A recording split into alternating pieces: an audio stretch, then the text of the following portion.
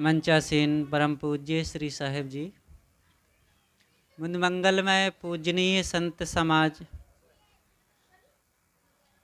सम्माननीय धर्म प्रेमी भक्त सज्जनों, भक्तिमयी ममता मूर्ति माताओं बहनों एवं प्यारे बच्चों, अभी हम संतों के बहुत सुंदर मार्मिक कल्याणकारी भजन श्रवण कर रहे थे। थोड़ी देर आप लोगों के बीच मैं अपनी कुछ बातें रखना चाहूँगा।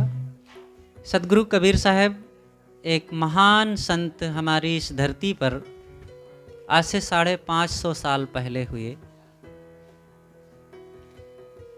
उन्होंने मानवता की वकालत की, मनुष्य को मनुष्य समझा। वे खुद अपने आप को एक मनुष्य कहते हैं और दूसरों को भी मनुष्यता के पथ पर चलने के लिए प्रेरित करते हैं।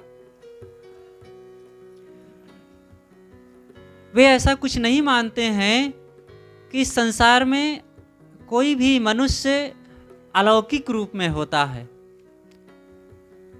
सबकी उत्पत्ति एक समान होती है और अपने कर्मों के अनुसार ही मनुष्य श्रेष्ठ या साधारण होता है।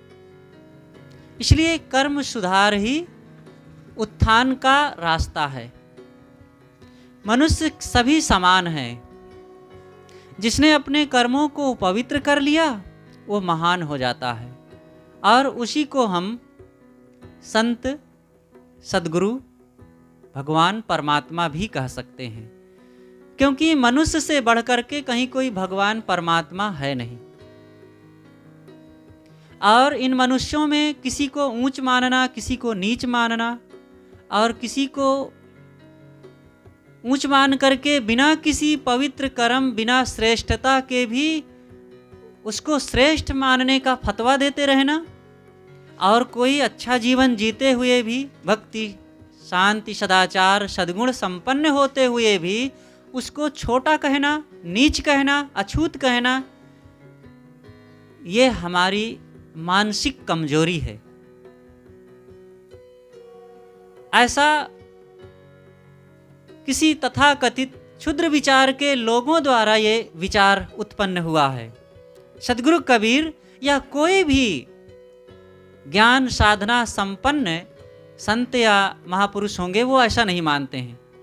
हमारे वैदिक ऋषि या हमारे पूर्वज महाराज श्री राम हो, श्री कृष्ण हो, बुद्ध महावीर हो या और भी कोई ऋषि मुनि पुरा काल के हुए हों, वे सब ये नहीं मानते थे। फिर ये कहाँ से ऊंच नीच की बातें आ गई? इसलिए इन समस्त बातों से हम सब ऊपर उठें और अपने कर्मों को पवित्र करेंगे, भ्रांतियों से दूर होवेंगे, अंधविश्वास को छोड़ेंगे, तो हम भी वही हैं जो श्रेष्ठ महापुरुष हुए हैं। बस जीवन को गढ़ने की जरूरत है। बिना गढ़े यहाँ कुछ बनता नहीं है। साधारण मिट्टी होती है और वह मिट्टी कोई काम विशेष नहीं आती है, लेकिन वही मिट्टी जब कुम्हार के हाथ लगती है तो कुम्हार उसको पहचाना और कोमल बनाया और कोमल बनाकर चाक पर रखता है और फिर वो अनेक प्रकार के उसी मिट्टी से खिलौने, बर्तन आदि बनाता है और जिसका सब लोग बढ़िया उपयोग करते हैं। हम भी वही मिट्टी से बने हैं। एक मटिया एक कुम्हारा, एक सबन का सिरजनहारा, एक चाक सब चित्र बनाई, नाद बिंद के मध्य समाई। वही मिट्टी है और वही कुम्हार है और हम सबको एक समान वो बनाया है। किसने बनाया है? क्या कोई भगवान ने बनाया है हमें? कोई परमात्मा ने हमें बनाया है? वो बनाने वाला कौन है?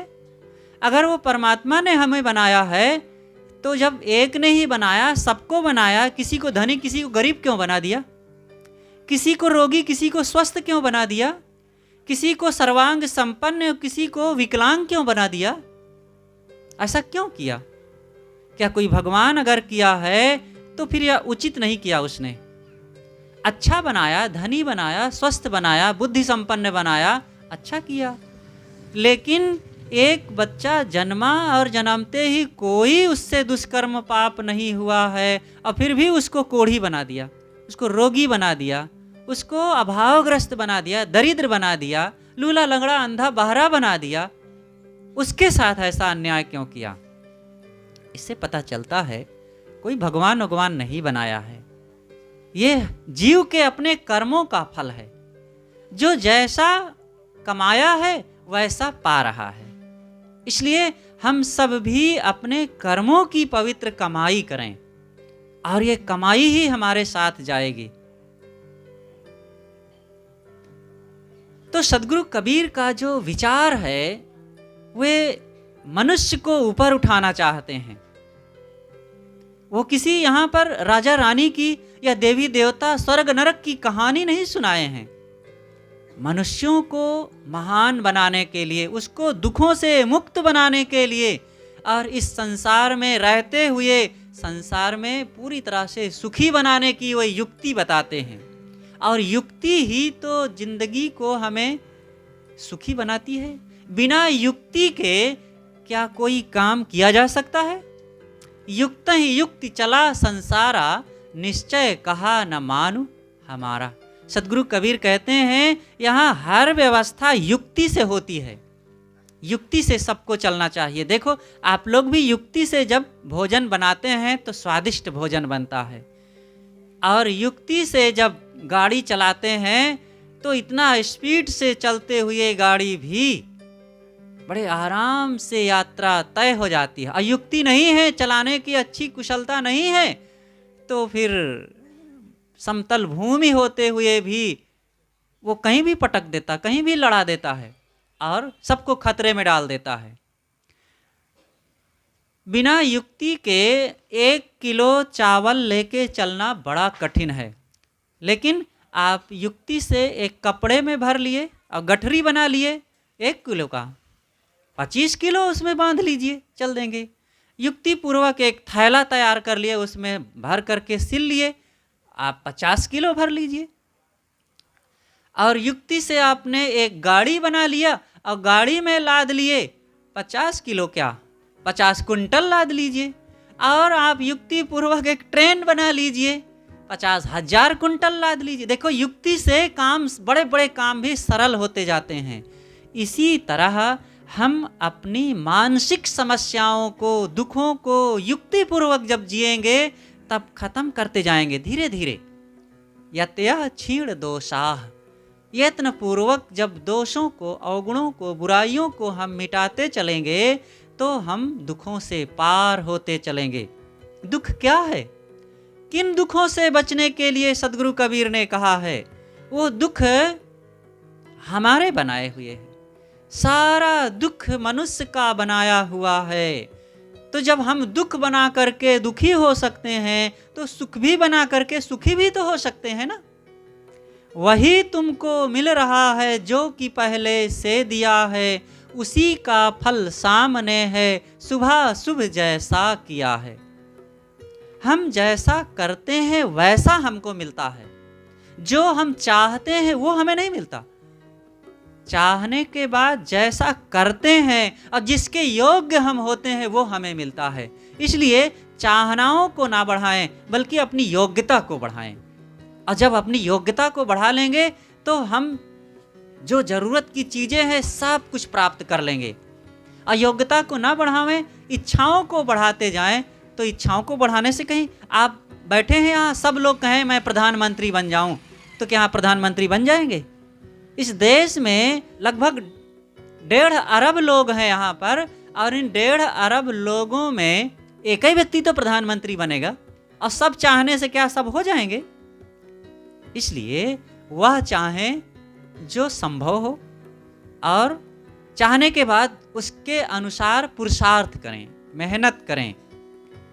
तो मैं कह रहा था कि सदगुरु कबीर की वे बातें कि वे मनुष्य को मनुष्य बनाते हैं। भ्रांतियों से ऊपर उठाते हैं।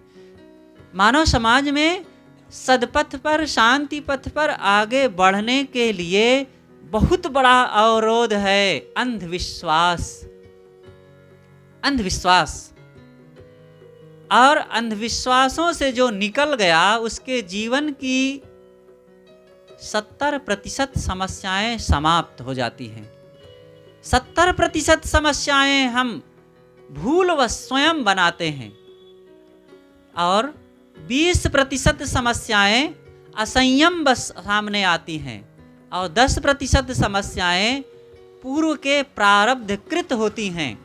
तो 20 + 70 मतलब 90% समस्याएं वर्तमान की सब हमारी भूल का परिणाम है।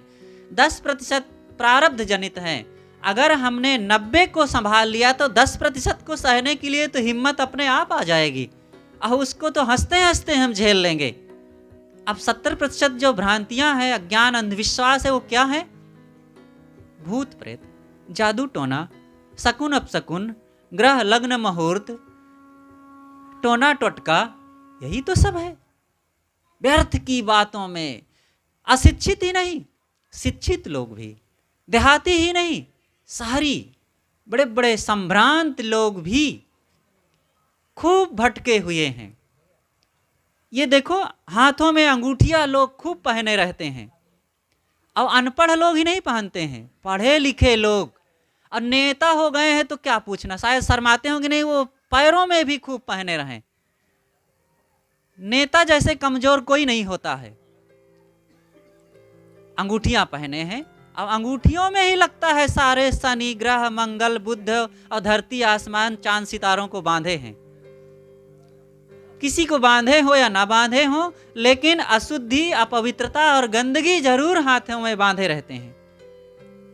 एक महिला थी तो वो पूजा करने के लिए जा रही थी, कुआं पर पानी भरने गई और जैसे ही स्नान वगैरह करके पूजा करने के लिए एक लोटा जल लेकर के खड़ी हुई सूरज की तरफ गिराने के लिए, तब तक उसका एक छोटा बच्चा आ गया टट्टी करके और हुन हुन करने लगा। तो उसने सोचा कि इसको मैं आबदस्त करवा दूं, नहीं तो ये रोता रहेगा पूजा करते तक।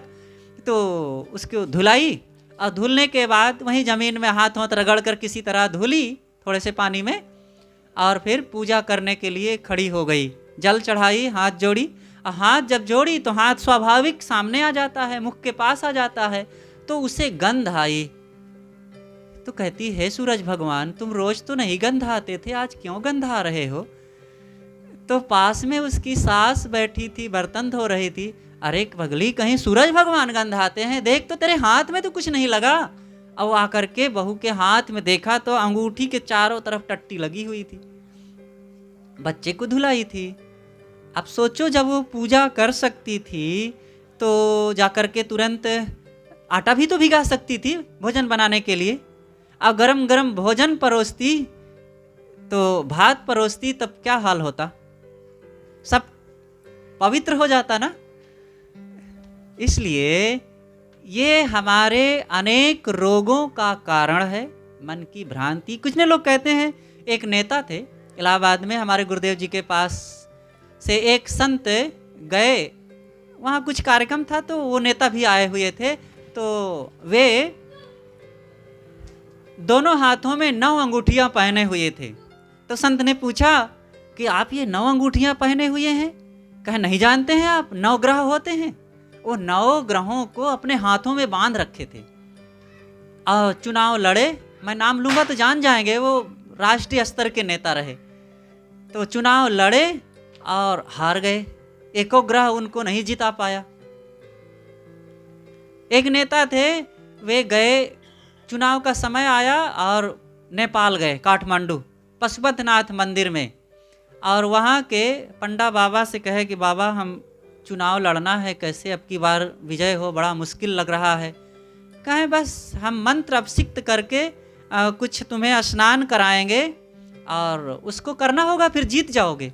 कहें क्या करना होगा? कहाँ एक बकरा काटेंगे और मंत्र से उसकी पूजा करेंगे और उस अभिषिक्त रक्त से तुमको स्नान करना होगा। और स्नान किया बकरे के रक्त से उस मंदिर में और चुनाव लड़ा और हार गया। ये क्या तमाशा है, यही तो अंधविश्वास है ना। और ये नेता लोग दिमाग के रहित होते हैं क्या? बड़े लीडर कहलाते हैं, जो देश को चलाने वाले लोग हैं, और वे ऐसे घृणित घिनौने विचार के होंगे तो देश को चलाएंगे। इसीलिए केवल उनकी बात नहीं, हम सबकी बात है। सर्वत्र इधर उधर भटकने की जरूरत नहीं है। विचारवान बने, अपने मन में सच्चे विचार, सच्चे ज्ञान को स्थान दें। भ्रांतियों में, जड़ उपासनाओं में ना लगें। जिसके देवी देवता ना हो वो जड़ उपासना करे। अब हमारे और आपके तो देखो, इधर देवियां बैठी हैं, इधर देवता बैठे हुए हैं, और इनसे हम बात करेंगे तो ये बात करेंगे, इनसे प्रेम करेंगे तो ये प्रेम करेंगे, इनको सम्मान देंगे तो ये सम्मान देंगे, इनसे भोजन मांगे तो ये भोजन भी देंगे, जरूरत पड़ जाए इनसे रुपए पैसे मांगेंगे तो वो भी देंगे। और इन्होंने ही जन्म दे दे करके 9 महीने धारण करके पेट में, और पूरे समाज को पैदा किया, पाल पोस कर बड़ा किया, और एक सच्चा इंसान बना दिया। और फिर भी इनकी कीमत नहीं, इनकी अवहेलना की जाती है। और जो एक चूहिया नहीं पैदा कर सकती है, एक मक्खी को नहीं उड़ा सकती है, वो देवी देवता बन गए और उनको खिलाते हैं। जो खाता है उसके सामने से रोटी छीनी जाती है, और जो खाता नहीं है उसको खिलाने के लिए नाटक किया जाता है। यही तो अंधविश्वास है, यही तो भ्रांति है। पूजा के नाम पर कुछ भी टंट घंट करते रहना, यह धर्म थोड़े हो जाएगा। धर्म का अपना अर्थ होता है। धर्म है आपके सद्गुण, संयम, त्याग, विनम्रता, सदाचार, सेवा, इंद्रियों का संयम, और परमार्थ की दिशा में चलना, अपने आप को पहचानना, अनासक्ति, निर्मोहता, ये धर्म है। और इस धर्म से तो शून्य है। और जहाँ कोई मतलब नहीं है, धर्म का जहाँ स्पर्श नहीं होता है, वो कहीं गोबर का गणेश बना के पूजेंगे, तो कहीं अगर आज गणेश भगवान आ जाएं तो ये भारतीय जनता पर तो मुकदमा चला देंगे कि तुम लोग मेरी इतनी अवहेलना कर रहे हो, मेरी इतनी मुझे तुच्छ समझते हो कि गोबर का, जो पशु की टट्टी का मेरी शक्ल बनाओ। अरे मिट्टी का बना लो, पत्थर का बना लो, वो भी थोड़ा सा जायज है। गोबर का तुम मेरी शक्ल बना रहे हो। आपकी मूर्ति, आपकी शक्ल, आपका बेटा गोबर का बना करके दरवाजे पर रख ले, आपको कैसे लगेगा? और जिसको आप भगवान मानते हैं उसको गोबर का बना करके लोग पूजते हैं। क्या तमाशा है। इस घर फूंक तमाशों में नहीं पड़ना चाहिए, और इसी को सदगुरु कबीर ने रोका है। और जब ये इन बातों को रोका है तो कौन सा बुरा किया। लोग कहते हैं कबीर कुछ मानते ही नहीं। काहे नहीं मानते हैं? जो सच है वो उसको मानते हैं। वो आदमी को आदमी मानते हैं, और मिट्टी को मिट्टी मानते हैं, पशु को पशु मानते हैं, खाद्य चीज़ों को खाद्य मानते हैं, अखाद्य चीज़ों को अखाद्य मानते हैं, और जिसको त्यागने की जरूरत है उसको त्याज्य मानते हैं, जिसको ग्रहण करने की जरूरत है उसको ग्राह्य मानते हैं। तो क्या बुरा करते हैं वे? जहाँ देवत्व है वहाँ देवी देवता की भावना वे रखते हैं, और जहाँ व्यवहार की बातें हैं वहाँ व्यवहार करते हैं। तो क्या बुरा मानते हैं? अब आप जो अंधविश्वास में, भ्रांतियों में लोग लटके हुए हैं, वो सोचते हैं ऐसा जैसे हम हैं वैसे कबीर साहब मानते तो अच्छे माने जाते, तब हम उनको कहते हैं कि ये सनातन धर्मी है। नहीं तो वे तो नास्तिक हैं, क्योंकि वे पत्थर को पूजने को नहीं कहते हैं, शून्य में भगवान खोजने के लिए नहीं कहते हैं, और वे तो कहते हैं इन प्राणियों में भगवान देखो। प्राणियों में भगवान देखना यही नास्तिकता है, और मिट्टी पत्थर में भगवान खोजना यही आस्तिकता है। तो ऐसी स्थिति में भारतीय जनता को सबको नास्तिक बन जाना चाहिए, कोई हर्जा नहीं है। और आप आस्तिक बन करके केवल भ्रांतियों में ही लटके रहें, जिससे दुख, अशांति, टेंशन, तनाव ही आप पालते रहें, तो ऐसी आस्तिकता कौने काम की है। इसलिए लोग घर से निकलते हैं, कोई छींक दिया तो फिर खतरा हो गया, रास्ता जाना रोक देते हैं। कोई टोंक दिया तो घबरा गए, कहीं चल पड़े और बिल्ली रास्ते से निकल पड़ी तो आती सरक गई, खतरा हो गया। अरे क्या खतरा हो गया? बिल्ली से, कोई बाघ शेर चला जाए सामने से तब रुक जाओ तो अच्छी बात है, बिल्ली से आप घबरा गए। छूछा घड़ा देख लिए, बस एकदम डर गए। अरे छूछा एक नहीं 1000 घड़ा सामने ला दें, क्या हर्जा है? अब उसमें पानी भरो, ठंडा ठंडा पानी पीने को मिलेगा। काहे को डर रहे हैं उससे? ये सब हमारे मन की भ्रांति है, और कुछ ऐसे लोगों ने ऐसी सनक हमारे दिमाग में डाल दिया, हम मानते चले जा रहे हैं। वीर बने, बलवान बने, साहसी बने, सत्य को समझें, असत्य को त्यागने की हिम्मत रखें, तब आप अपने जीवन में कुछ निर्णय कर पाएंगे, कुछ सही रास्ते पर चल पाएंगे। आज की ये विद्या शिक्षा का क्या मतलब हुआ? पढ़ना लिखने का क्या लाभ होता है? क्या अंधविश्वासी बन करके जहां तहां भटकते रहना और टोटका हवन तर्पण में ही मुक्ति गति और धन रुपया पैसा मांगते रहना? अगर ऐसा ही होता है तो दुकान व्यापार करने की कोई जरूरत नहीं है, और बैठ करके यही टोटका करते रहो, दुकान लग जाएगी, पैसा आपके घर में बरसने लगेगा। खेती ना करें और किसानों को कह दो बस जपें, माला फेरते रहें और अनाज तैयार हो जाएगा।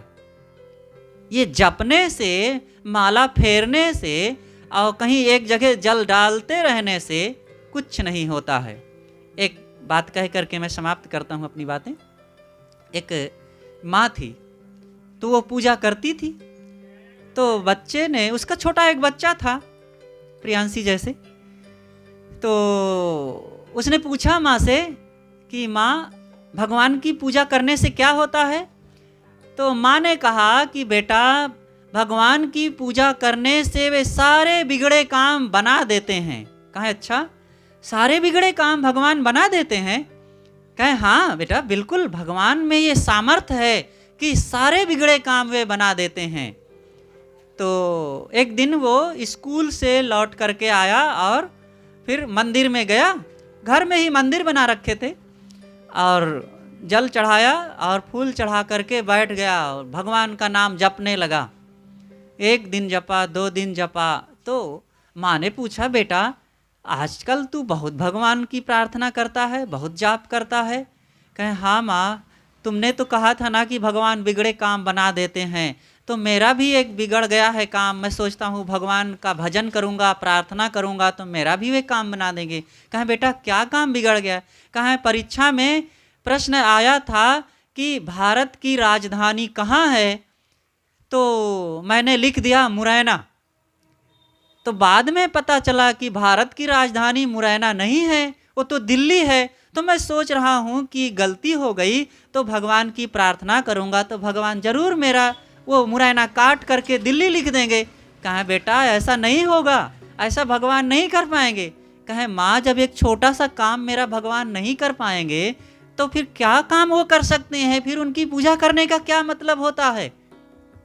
समझ रहे हो मैं क्या कहना चाहता हूँ? जब छोटा सा काम नहीं हो सकता है तो आपको नौकरी दिला देंगे, आपको बच्चा दे देंगे और आपके प्रॉपर्टी तैयार कर देंगे, आपके पाप को काट देंगे। गंगा में स्नान कर लेंगे तो, अमावस्या को उपवास रह लेंगे तो, वहाँ 1 लोटा जल चढ़ा देंगे, वहाँ 2 किलो लड्डू चढ़ा देंगे, तो यही भगवान का काम है क्या?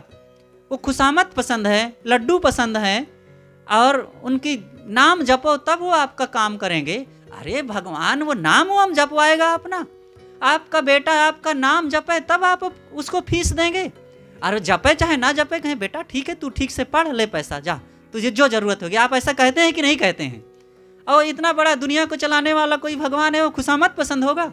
इसलिए इन सब बातों से ऊपर उठो और अपने अंदर एक तर्क उत्पन्न करिए, ज्ञान के धरातल पर पहुंच करके अपने आप को पहचानो, अपने कर्मों को पहचानें, अपने जीवन को सुधारें, इंद्रियों में संयम रखें। हमारे पास जो आँख नाक कान जीभ चाम है, इनके आदतों को ठीक करें, खान पान को ठीक करें, वाणी को ठीक करें, चाल चलन को ठीक करें, अपने व्यवहार को ठीक करें, अपने आप सब ठीक हो जाएगा। सारे दोषों का कारण हम हैं और उन दोषों को ठीक करने वाले हम हैं, और ठीक करके सुखी होने वाले हम हैं, और ठीक ना किए तो जिंदगी भर और जन्मों भर जन्म पर जन्म धारण करके रोने वाले भी हम ही हैं। इसलिए हम सब लोग सत्संग में आकर के इन बातों का समाधान करें और विवेक वैराग्य संपन्न संतों से जुड़ करके ज्ञान भक्ति का अनुसरण करते हुए आत्म कल्याण की दिशा में आगे बढ़ें। तभी हमारा जीवन, मानव जीवन, ये शांति और कल्याण का भागीदार बनेगा। अपनी बातें मैं कुछ देर आप लोगों के बीच कहता रहा, यहीं पर समाप्त करता हूँ। हमारे बीच परम पूज्य श्रद्धेय संत श्री विकास साहिब जी विराजमान हैं। आप कबीर आश्रम कौशाम्बी बैगवा से पधारे हुए हैं। और आप यहाँ पर अनेक बार आप लोगों के बीच आए हैं, आप लोगों ने सुना होगा, आपके विचार को और भी आज पुनः पधारे हैं बड़े सौभाग्य से। हम आपसे विनम्र निवेदन करते हैं कि अपने ज्ञान गंभीर विचारों से हम सबको लाभान्वित करने की कृपा करें। बोलिए सद्गुरुदेव की जय।